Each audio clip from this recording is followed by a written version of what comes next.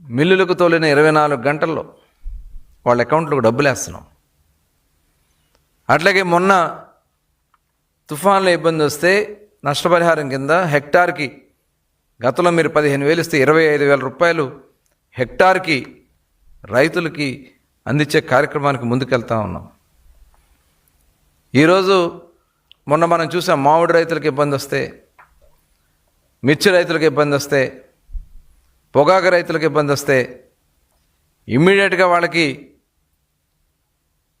అండగా నిలబడినటువంటి ప్రభుత్వం. అసలు ఏ రోజైనా మీరు బోనస్ గురించి మాట్లాడారా? రైతుల గురించి మాట్లాడారా? ఇప్పుడు వచ్చి కళ్ళబొల్లి మాటలు చెప్తే నమ్మేయడానికి రైతులు అంత అమాయకులు కాదనే విషయాన్ని జగన్మోహన్ రెడ్డి గారు గుర్తుపెట్టుకోవాలి. 2019-24 సంవత్సరంలో వ్యవసాయ వృద్ధి రేటు 10.22కి పడిపోతే ఇవాళ అదే ఈ సంవత్సరాల కాలంలో ముఖ్యమంత్రి గారి కృషితో